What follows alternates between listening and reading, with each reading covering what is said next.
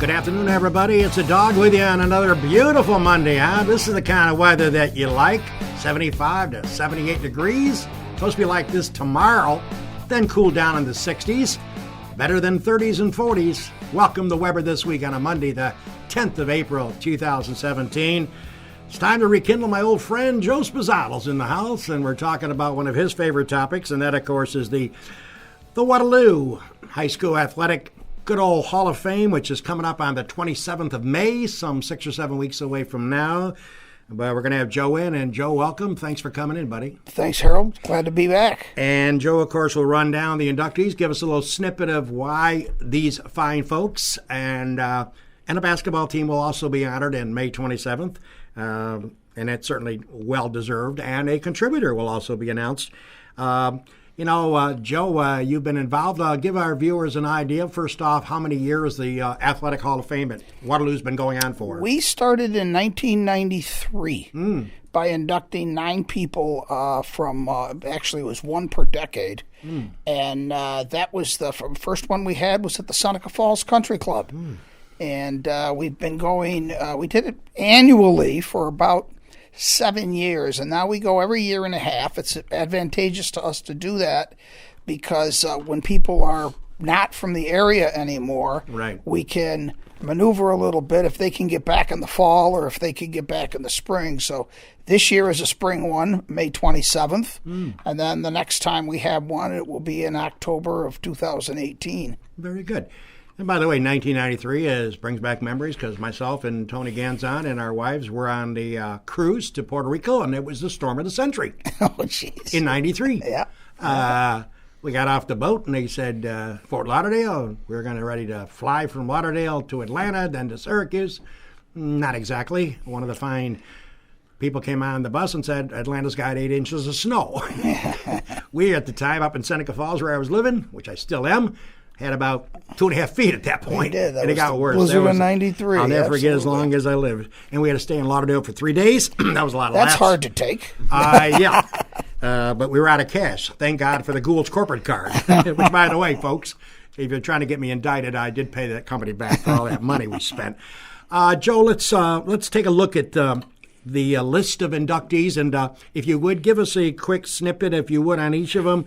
And let's start off by talking about your inductees, and the first gentleman that you're going to be inducting, 1969. That was 6 years after the dog got out of Minders. Mr. Jim Contant. Jim Contant was a 3-sport athlete at Waterloo: football, basketball, and baseball. He played at least 3 varsity seasons in these sports. In baseball, he played 4. Went on to St. Lawrence University, where he played basketball.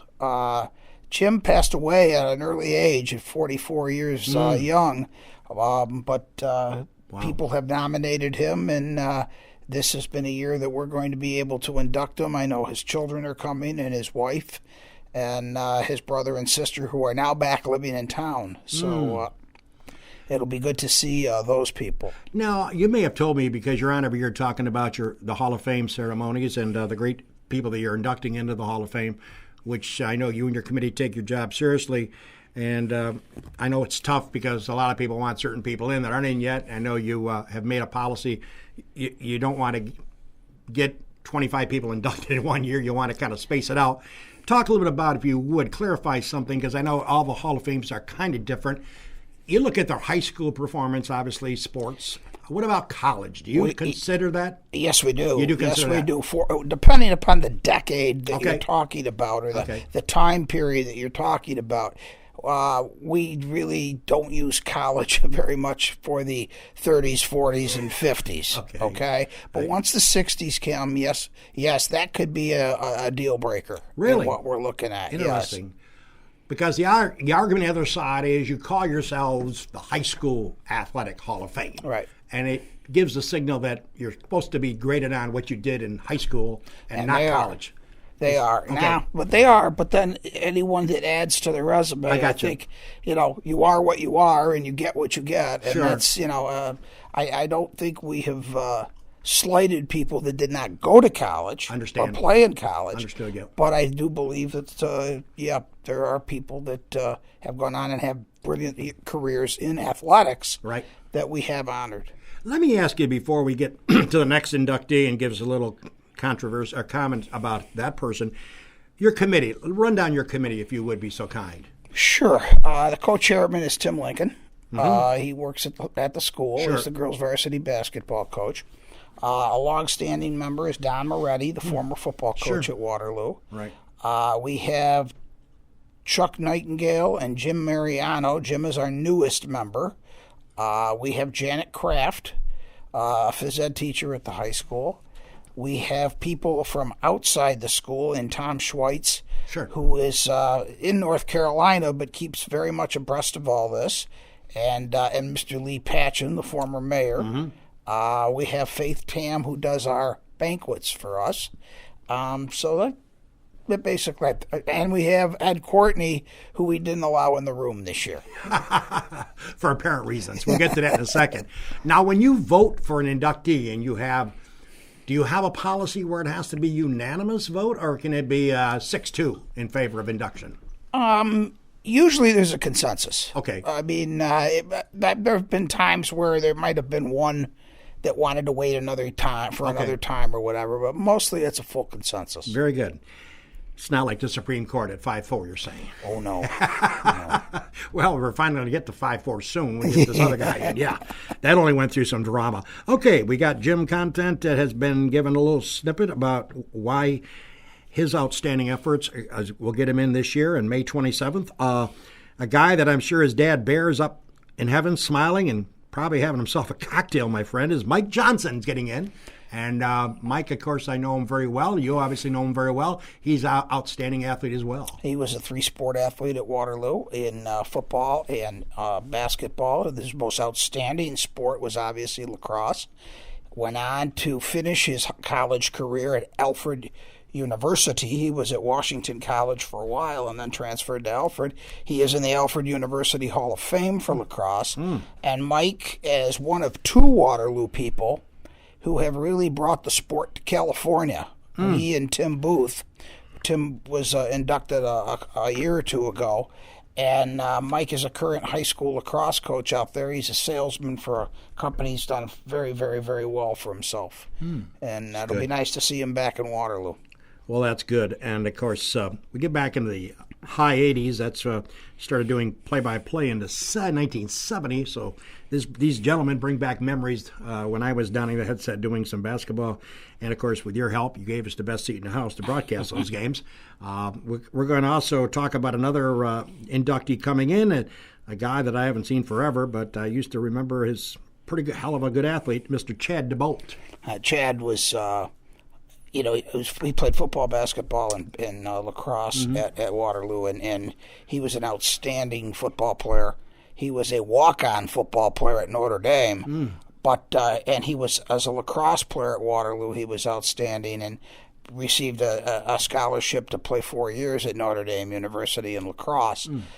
He has been on Wall Street the last few years. I think he just took a different job. He's also just had another child, so this is going to be a rather festive occasion for them. And we welcome to see Chad back. That's great. And a name synonymous that I remember following him quite closely as well. Heck of an athlete, 1998, graduate Jarrett Koopman. Koopman was football, basketball, and lacrosse. He was the quarterback of the football team that lost in the finals that year. Actually, he quarterbacked for 2 years. He was my point guard in basketball.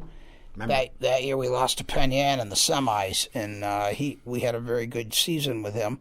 And then in lacrosse, which again was the sport that he chose to go on in, he was a Division III All-American at Nazareth.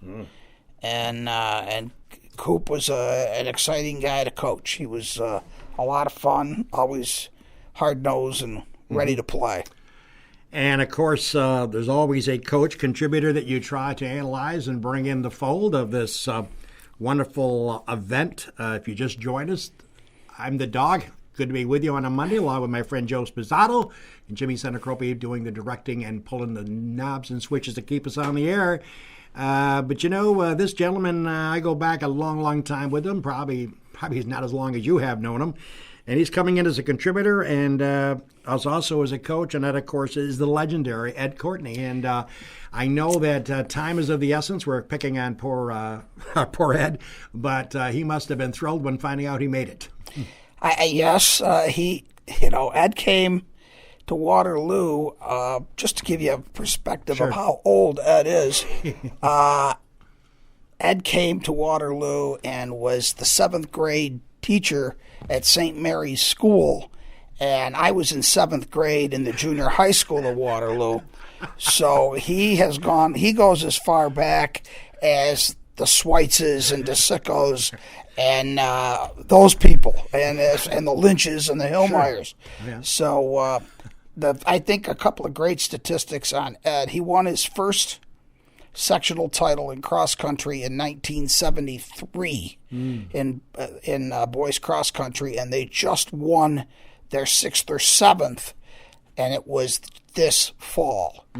So, and it was in girls cross country. So he's 46 years later, he is still coaching cross country and track and doing a remarkable job with it. And the other part of it, he was an assistant, an unpaid volunteer assistant for me in basketball for the 20-some years that I coached. Sure. And that was a key role because I can remember it kept me in the gym. Barely. So, with all that, he deserves to be in the Hall of Fame. I think because I was up in the broadcast booth that you gave us, and I recall many a time when you would bolt up from your chair and almost get too many technicals and get tossed out, and you had your famous towel that you were waving, and not in surprise, and you were not in a jubilant mood when you were waving that towel. And I remember Ed getting up and trying to control you to get you back to the seat. Yeah. Many times. Yes. Many times. See, yes. I have a memory when it comes to that stuff. So, but Ed, I'm looking forward to getting him into it because I think he's done an outstanding job. He's a longtime friend of mine. I haven't seen him in a while. But congratulations, Ed. And I understand between you, me, Ed, and Joe, maybe there's a time issue with you. You better make sure 5 minutes is not 15, okay? So, well, we've got certain things. We've got the National Guard on duty to make sure he doesn't speak too long. You're right. Listen, just because we're arch rivals, don't do a Karts Carousel ad. Oh, poor Karts. We'll never forget that. And without further ado, our last entry, which certainly deserves a ton of credit. And I recall this phenomenal team as we approach 15 minutes after the hour of 3. How about talking, Joe, 1992-93 girls basketball team supreme. Yeah, this was our basketball team that was the first one of the 3 that have gone to the state finals in girls basketball.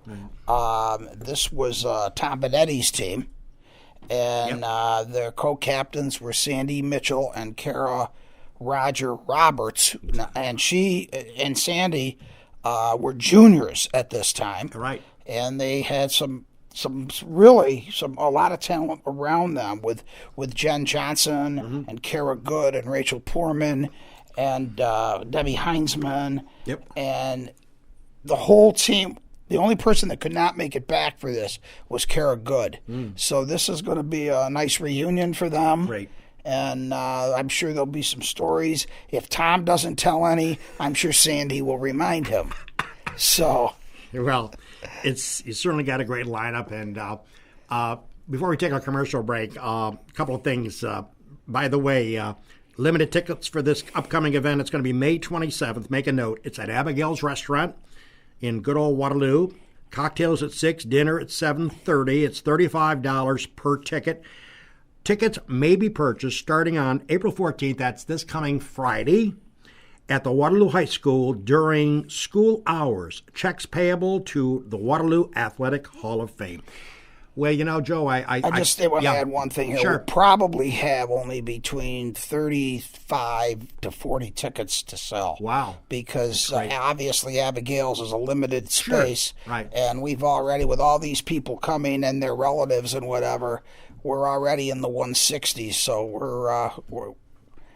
we're going to use all the rooms. So you may be buying a ticket where you're eating dinner in a different room. So we want to tell everybody that up front, because this is 2016. So I know how that goes. Well, listen, we're going to take our commercial break and let pay homage to the people that make this show possible. When we come back, the dog will tell you a funny story about Joe contributing money for a banner in Waterloo that the dog got him up to. I cannot go off the air without sharing that story. And also, we're going to talk for a few minutes about, unlike any others, the Masters.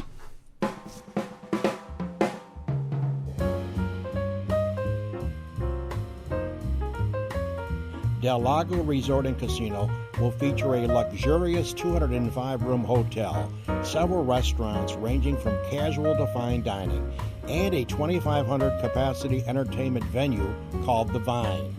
The casino will have 2,000 slot machines, 75 table games, and 10 poker tables.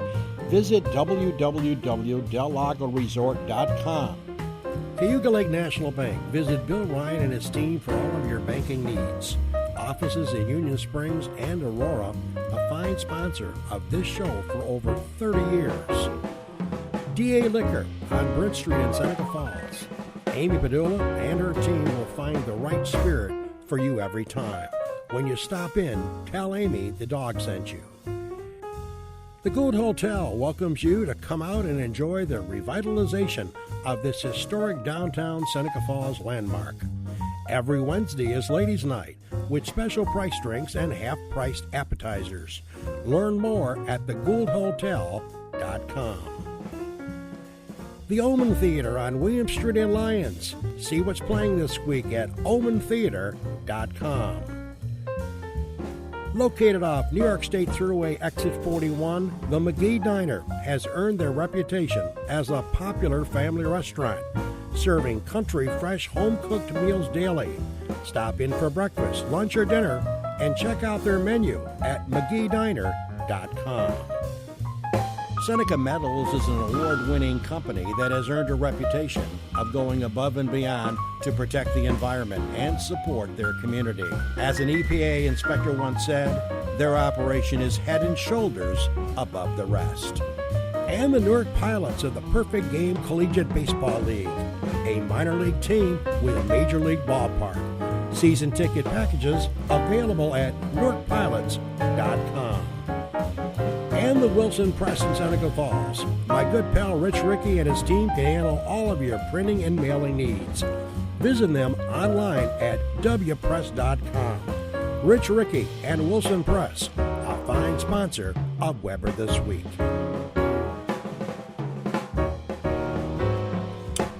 We're back. It's a dog with you. H. Weber, how you doing? It's great to have you alongside on a Monday afternoon. Still getting kind of not used to a 3 o'clock show, but since I'm tied up in the morning, this is the way it is. I used to do 9:30, as you all know, for the last 4.5 years, but we're now 3 o'clock on Mondays, and if I can't make it, my capable owner, Jim Senecropi, will certainly do the job. He's done it many times when the dog has been out. By the way, I need to share a quick story with you about Joe. It was so funny because I thought about this when Joe said he would like to come on and talk about the Hall of Fame. We go back a long time together, and I was driving through Waterloo. This is a long time ago, a bunch of years ago. And, of course, we all know, as Joe knows, St. Mary's Festival is one of the all-time Joe classic festivals. They do a wonderful job there. Yes, they do. They really do a great job. We haven't been out in the last year because we were out of town, but I drove through town on the way to Geneva, and I looked up above Main Street in Waterloo at the Four Corners, and I saw the banner publicizing the upcoming festival. And it was tattered and ripped and torn, and it just drove me nuts. My wife said, "What's the matter?" I said, that banner, such a class event, and they need a nicer looking banner.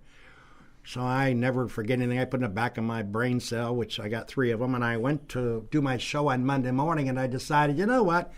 Let's raise some money to get the St. Mary's Festival a new banner. And Jerry Robinson would I love Jerry, God bless his soul, that would get it done. And, of course, Lee Patchen and Gordy Heinzman, Gordy, my good friend, and Patchen, we decided I'm going to go on here and try to plead for money. So instead of pleading, I started naming people that are in for $50.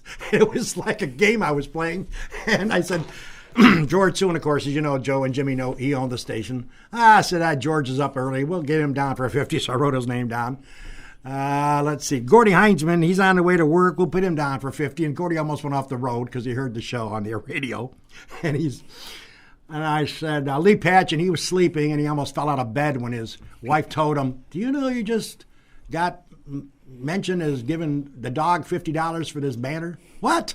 He almost had a heart attack. Thank God he didn't. And then I was going through the list. I got Steve Audio from Gould's Pumps and a few others. Of course, myself. If I'm going to start it, I got to contribute. And I said, yeah, let's get Joe Sposato. He, of course, went to St. Mary's. I just assumed you did. So well, who told you? Your wife told you, or how did that come back to you? My wife wanted to know when I volunteered to do that. And I told her, she says, you didn't go to St. Mary's School. I said, no, I didn't. But so, bottom line, the truth never meant anything back then. Never did. So anyways, long story short, we collected 16 $50 bills. Checks and cash were delivered to me or to Gordy in the next 3 days. I handed all the money to Gordy Heinzman. Him and Lee Patchen worked with Jerry Robinson to develop and make up a new banner. And I went up when they hung it across Main Street. And that is history. But, Joe, I always thought of you. Yeah. And I laugh at it because Joe says, I'll give the $50, but let me explain something. I didn't go to St. Mary's. I thought you did. Well, guys, let's turn our attention. And we'll go back and give the plug of the Hall of Fame in a second. Well, they advertise it as like, Jim Nance, how many times are we going to hear this? Unlike any other golf tournament. You know what? He's right. I love the Masters. It's a beautiful canvas. And I love the Masters television coverage because they show you 55 minutes, an hour of golf. Isn't that nice, Jim? 55 minutes. 3 sponsors, they pick up the tab. But I got to tell you, I am kind of happy Sergio finally got the monkey off his back. Even though I thought for sure when he missed that 3-footer in regulation where he could have won it, and he never scared the hole, I thought, Dennis Coggins, my good friend in Rochester, texted me and said there's no way he can win it. Rose will win on the first playoff hole. And then Rose blocks it in the trees and then hits a second shot under the tree like I did. He hit the ground about 4 feet from the ball, and it bounced out. And he was only 2 yards. He was only 2 yards ahead of Sergio, and Sergio was getting ready to hit a second shot. So long story short, Sergio wins. But if you look at the Masters and how this turned out with Garcia, it's kind of crazy if you think about it. His 2 idols in his life, one is still living, Jose Maria Olazabal, and of course Seve Ballesteros, who, by the way, when Seve won the Masters, the amateur playing was Sergio, who was low amateur. Now, the night before the tournament was to start, Sergio gets a text from Jose Maria, and he missed the cut, obviously, and he said, listen, good luck to you. Have a great time. Be patient. It's your time. All right? Now, you think about it, how about the fact that yesterday, just happened to be Seve's 60th birthday? His idol, his protege. How about this? The last time a player eagled the par 5 15th hole and then went on to win, Jose Maria. Right. I mean, It's kind of Rod Serling-ish. A little weird. It was kind of weird. A lot of things fell into line. It was amazing. And I agree with myself and Joe and Jimmy were talking prior to go on the air, folks. I must admit, I like Jordan Spieth, but Jordan, please. I mean, he gets himself back in the hunt, and then he makes a dumb comment. And yes, we all know he's had a first and 2 seconds. And not this time. Maybe, 7th or 8th, I can't remember. But don't go on and tell people that other players are going to be fearful of him and his caddy, Mike, because he plays the course so well. Why would you say that? Just let your clubs do the talking, right? Go play. Well. And then, of course, I love the line of the century was by the Belgian bomber, Thomas Pieters, who's an up-and-coming star. He hits the ball a country mile. What killed him yesterday is what killed him on Saturday, he missed 3-putted from 5 feet on 11 for double. But here's Pieters, who did not come to Augusta, Jimmy, earlier, Joe, like most of them do, to get a round or 2 in. Right. This was his first visit. When did he show up? Monday, on Masters Week. When asked by one of the television reporters, are you nervous? Not really. I just play golf. what do you think of the awe and the history, etc., of Augusta National? Quote unquote, Thomas Peters. It's just another golf course. I thought I was going to fall off the couch. I'm surprised they didn't kick him out. Jim, I am telling you, those snooty guys with the green jacket, when Thomas Peters made the statement, and it's on tape, so I'm not making this, he said, I play golf shots. Well, those guys, though. I love it. That was Peters perfect. and Garcia don't speak English as their first language, so some of that stuff gets misconstrued. Yeah. I think what Peters wanted to say was, I just want to treat it like any other golf course. And the same thing with Garcia. Whenever he gets interviewed, he says weird things because I don't think, he's not understanding the language enough to articulate himself the way that I think he wants to. Who is it? Alistair McKenzie and Bobby Jones, right? Way back when. Right, designed the course. They must have turned in their graves about 55 revolutions, just like any other just another golf course. I think there's always people, it's only one tournament. Yeah, but I know. There was, if you go to the top 10 people, at one point, 8 of them were not from the United States of America. True. Right. And that some of the American golfers that play well other places, their games aren't tailored to Augusta, and they come in there. And I was surprised Charlie Hoffman did as well as he did. He has a low flight ball because he's usually he's pretty steady on the whole tour, but he's not one guy that you're going to take there. Patrick Reed's not a guy that you're going to take. How about Henrik Stenson? Never scares it. No. Well, I thought the story of obviously Sergio was the big story, but another storyline was just the European players kind of dominated in Augusta. And, we finally did win, as Americans, win the Ryder Cup. But it seems like, in the biggest tournament in the world, and the Masters is number one. I think if you ask any of these guys which tournament's the most important to them and the one they want to win, it's that one. It was there was no Americans with a chance to win down the stretch. All the other major championships are played on different courses every year. Mm-hmm. Except for Augusta. I realize the British Open rotates, but Augusta, you can prepare. Yeah, you can. And when you're above the hole on the last day at Augusta National consistently because you're overcharged, Jordan, you're going to have a tough day. Right. And by the way, we are failing to mention Dustin Johnson should wear shoes every time he's at these rental homes because that's a shame. The best player on the tour by far, winners of the last 3, 2 of them World Golf Championships, coming in high. He goes to move the car, slips, and I only found out it was 3 steps down to the. It wasn't. Well, who knows what the real story is? There's some people speculating that it could have been a Tiger, situation. It's a lot of speculation. Right. But anyways, he'll be back. He should probably be okay now. They said it was only a couple days for him to get healthy again. That was a shame not to have him tee it up, though. All right, let's go flash back to why Joe came in today, and that's, of course, to talk about the 2017 Waterloo Athletic Hall of Fame induction ceremonies. Folks, keep in mind May 27th is the date. It's at Abigail's Restaurant. Please note, cocktails at 6 o'clock, dinner at 7:30. It's $35 per ticket. And, of course, you can start buying tickets. And as Joe pointed out, there's only 30 or 40 left. You can start buying them this coming Friday at the Waterloo High School. Again, make your checks payable to Waterloo Athletic Hall of Fame.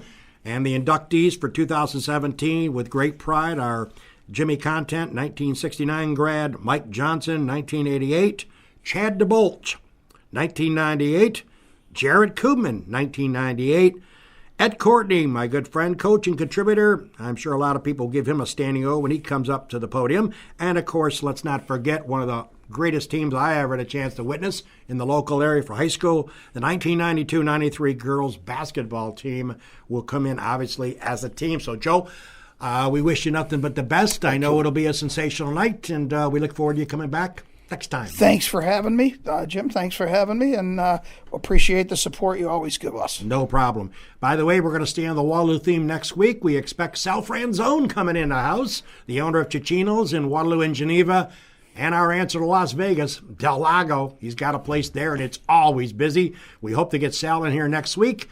And we're working on a date for another guest on the 24th.